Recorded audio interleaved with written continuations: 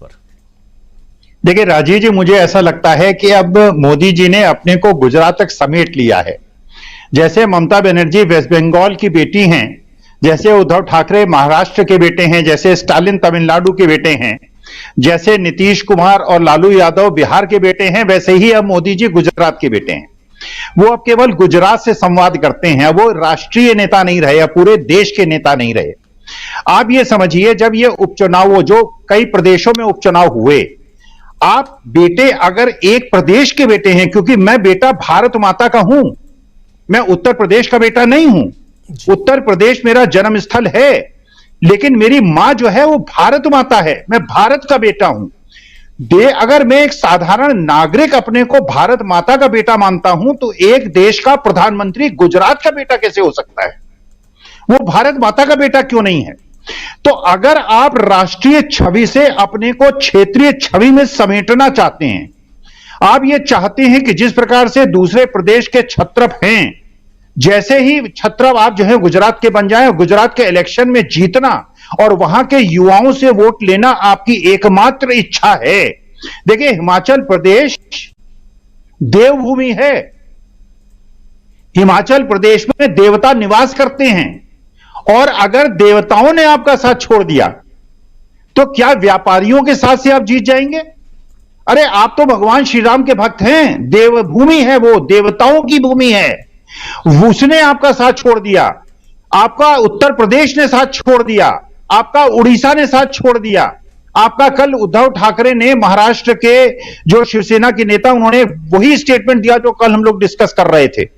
उन्होंने कहा था कि बारी तब आएगी जब गुजरात में सारे महाराष्ट्र के प्रोजेक्ट आप ले गए हैं, जब मराठी लोगों की बारी आएगी तब पता चलेगा कि आपने गुजरात की सीमाओं को सुरक्षित करने के लिए महाराष्ट्र और मध्य प्रदेश, उत्तर प्रदेश के लोगों से कैसा सौतेला व्यवहार किया है। आप भारत के बेटे हैं, आप देश के प्रधानमंत्री हैं।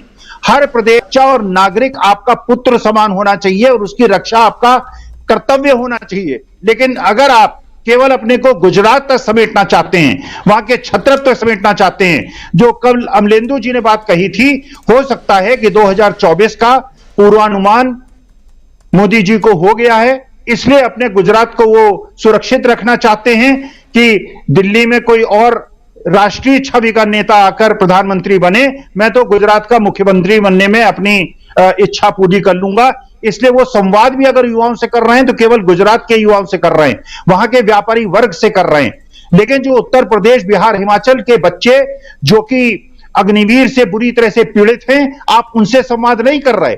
आप उत्तर प्रदेश के उन किसानों से संवाद नहीं कर रहे जिनको कृषि उपज के मूल्य नहीं मिल रहे। आप लखीमपुर खीरी के उन किसानों से नहीं बात कर रहे जिसके आपके मंत्री के बेटे ने उनको कुचल के मार दिया और उस पर आरोप पत्र स्थापित हो रहे हैं। आप देश के प्रधानमंत्री की तरह कृपा करके बात करें और देश को संबोधित करें। आप वहां के गुजरात के बेटे नहीं हैं, आप भारत माता के बेटे हैं।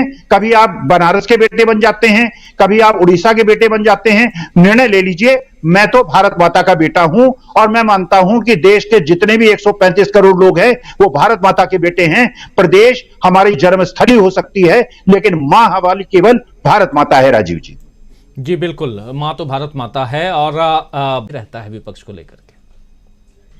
देखिए राजीव जी, वास्तविकता में ग्राफ गिर रहा है। हाँ, ग्राफ गिर रहा है।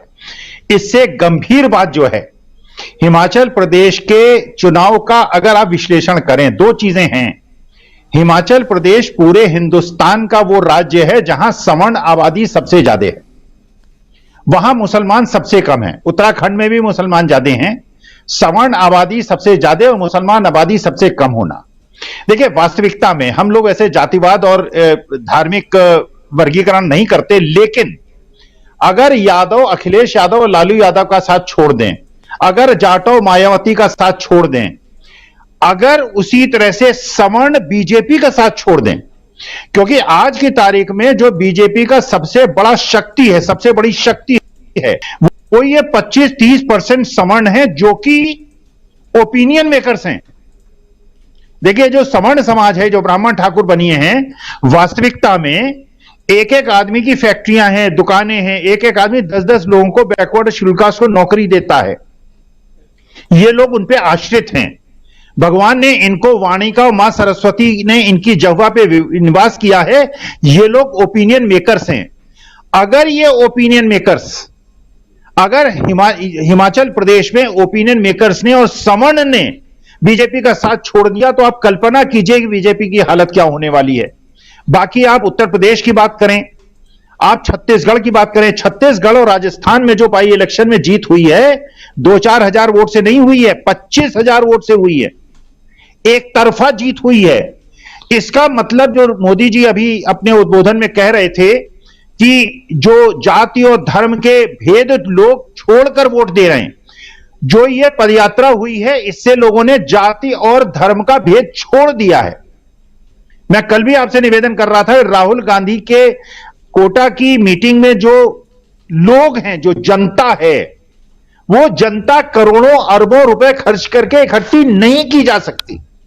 देखिए दूसरी चीज एक, राजीव जी अगर आप मुझे अनुमति दें, जी बिल्कुल। जिससे जिससे मैं सबसे ज्यादा चिंतित हूं, एक शिक्षक मन सबसे ज्यादा क्षुब्ध अगर किसी बात से होता है, संस्कार, संस्कृति और चरित्र पता इस बात से चलता है जब पंडित जवाहरलाल नेहरू अपनी सगी बहन को गले लगाते हैं, विजय लक्ष्मी पंडित को, उसको आईटी सेल किस तरह से कुरूपित करता है, किस तरह से जनता के सामने पेश करता है। अपनी सगी भांजी नयनतारा सहगल को जो वो गले लगाते हैं, उसको किस प्रकार से उनका कैरेक्टर असैसिनेशन करने का प्रयास करता है। जब राहुल गांधी ये प्रियंका की बेटी के साथ बैठते हैं तो उनके चरित्र का किस प्रकार से हनन करने का प्रयास करता है। यह सनातनी परंपरा नहीं है।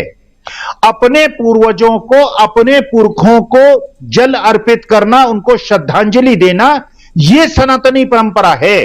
महात्मा गांधी, पंडित जवाहरलाल नेहरू हमारे बुजुर्ग हैं, हमारे पूर्वज हैं। पूरे विश्व में भारतवर्ष की अगर शान है, ये लोग हैं। सबसे ज्यादा मूर्तियां और सबसे ज्यादा अगर संघ बने हैं, इनके नाम से बने हैं।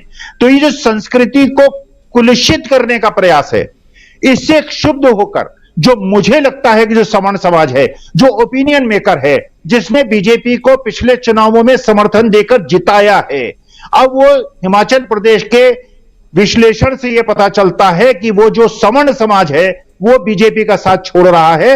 और मोदी जी को इस बात से मेरे ख्याल से चिंता है, क्योंकि देखिए वास्तविकता में ये जो एकजुटता है, ये जैसे कल भी किसी आपके वक्ता ने कहा था, बहुत अच्छी बात कही थी कि पूंजीपतियों की और सवर्ण समाज की जो एक एकजुटता हुई है, इसने बीजेपी को सत्ता में पहुंचाया है। लेकिन अगर सवर्ण समाज जो ओपिनियन मेकर है, जिसके यहां लोग आश्रित होते हैं, जो लोगों को अपने साथ समेटने की शक्ति रखता है, जिस प्रकार से उसने हिंदू मुसलमान का नैरेटिव क्रिएट करके बीजेपी को जिताया है, अगर उस क्रिएटिव से वापस आकर वो भारत को जोड़ने में जुड़ जाता है, जो कोटा में मुझे लगा कि हुआ है, तो इसका मतलब यह है कि जो आदिवासी समाज है, जो दलित समाज है, जो बैकवर्ड समाज है, वो सवर्ण समाज के साथ जुड़कर जो राहुल गांधी की यात्रा का मूल मंत्र है, भारत जोड़ो, सभी धर्म और जाति जुड़ेंगी। और वही इंदिरा गांधी का नारा मुझे फिर याद आता है, जात पर ना पात पर मोहर लगेगी। क्योंकि मैं किसी पार्टी की बात नहीं करता, इसके आगे मैं नहीं बोलूंगा। राजीव जी बिल्कुल बिल्कुल। ये नारे बहुत अलग अलग ढंग से, अलग अलग समय में नारे बुलंद। बिछ गई सियासी विसार, खेला जा रहा है सियासी खेल, जारी है वार पलटवार। शह और मात के खेल में बनाई जा रही है रणनीति, कौन पड़ेगा किस पर भारी, ये कभी भी सिर्फ हस्तक्षेप.com पर अमलेंदु उपाध्याय के साथ